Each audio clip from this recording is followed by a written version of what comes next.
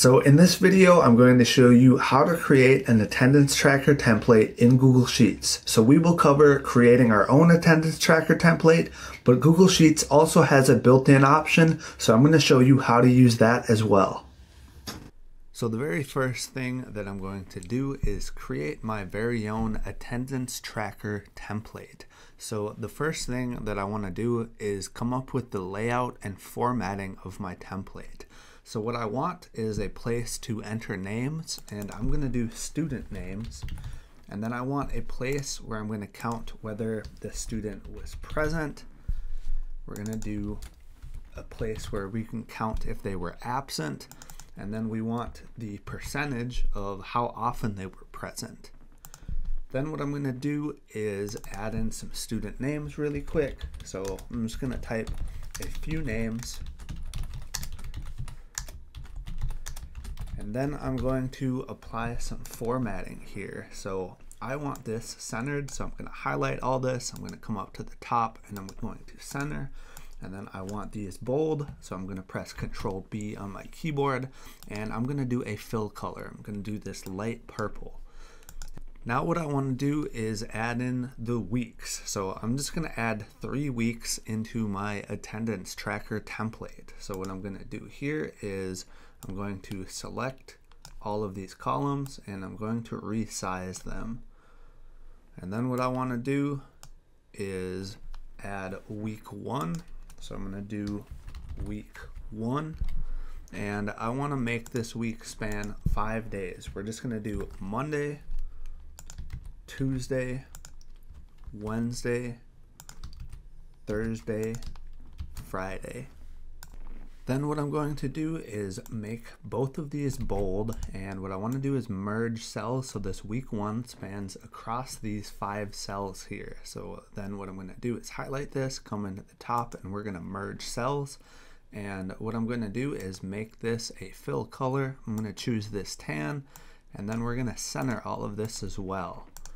Then what I'm going to do is copy this 2 times to create week 2 and week 3, and I'm going to change the sizing of this column in between them to make it very small, and then I'm going to change this to week 2, week 3, and then I'll change the color of this. So I'll do this light green here. I will do a light red color.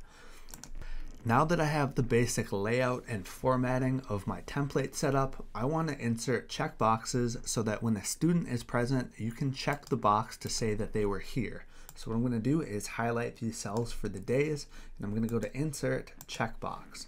Then I'm just going to copy this and paste it into the other days. Now I also want to create checkboxes on the top so that when we are in this day, you can say that this is where we're at. This will become useful later when we set up our formulas, but for now I'm just going to insert checkboxes here. Then I'll copy those and paste them. So now what we want to do is set up our formulas so we can count whether a student was present, absent, and the percentage of time that they were present. So how this is meant to work is when it is the current day, you check this box here, and then you can take attendance by checking the box. So if the top is checked, and the student is unchecked, that means they were absent that day. And so now we need to set up our formulas to count this automatically for us. So the formula that we are going to use for this is COUNTIFs. So one of the things about checkboxes in Google Sheets is an unchecked box has a value of false. So you can see that here, and then when you check it, it has a value of true. And so we can use this in our COUNTIFs function.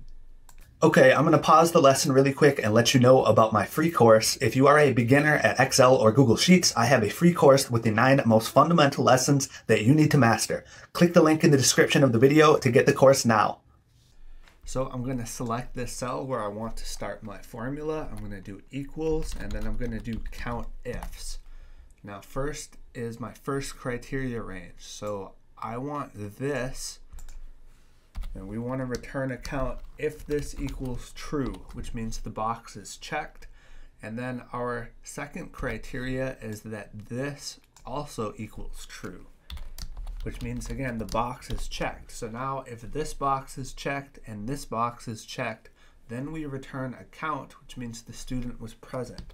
So then I'm going to close out this formula and press enter on my keyboard.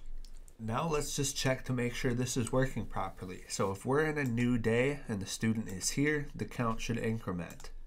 So this is what we want it to do. Now, one thing that I forgot to do is I actually want to lock this cell reference in place, because the way formulas work in Google Sheets is if I copy and paste this formula down, this is going to go another row down as well, this cell reference here. So this isn't what I want for this cell reference. This is supposed to stay in the top. The second cell reference should move down as I move down a cell. So what I want to do is actually lock this in place. So I'm going to go back up to this. I'm going to press F4 on my keyboard, and now this will stay locked within this range. So now I can copy and paste this down, and now I am ready to do the absent formula. So the absent formula is going to be very similar to the formula for present, except in our COUNTIFs function this time, we're going to return a count if the second argument equals false in this range instead of true, because we want to return a count now if the student was not there. So what I'm going to do is equals COUNTIFs, and then what I want to do here is put in my first range. And so I'm going to lock this in place, and we still want this to equal true as our first argument, and then in our second argument we're going to return the count if this equals false. So then I'm going to close out this formula, and just to check to make sure it's working now, when I check this box, then it should return a count if the student was not there, so if the box is unchecked. So then I copy and paste this down, and that is the absent formula. So the last thing we need to do in our template is make our percentage formula, which will count the percent that a student was present. So this will just be a basic math formula. So it's going to be the total amount they were present divided by the presence and absence counts. So then what I want to do is make sure that this is in parentheses and close out this formula. And now if you want to turn this to a percentage, we can do that. So I'm going to copy and paste this down. And so now we are only counting 2 days, but let's just say that this student was here both days. You can see that this is 100% now, and if they were there 1 day, it's only 50%. If they weren't there at all, they were there 0%. So this is our basic attendance tracker in Google Sheets. Hopefully, if you followed along, you can actually see that this is very simple to set up.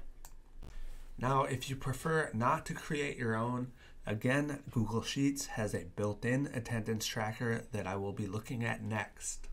So if you want to use the built-in attendance tracker, what I'm going to do is I'm going to go into File, New, and what we want to do is look at the template gallery. And so this should open up, and you can scroll and find the attendance tracker template. So you can see it's here. Mine, it is on the bottom.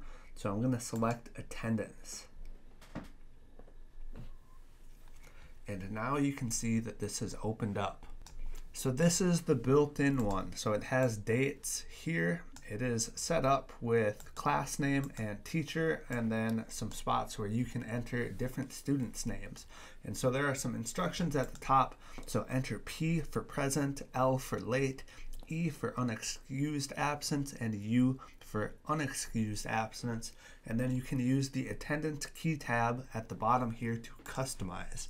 So this is a little bit more advanced than the one we just created, because here you have some options for whether a student was late, had an excused absence, or unexcused absence.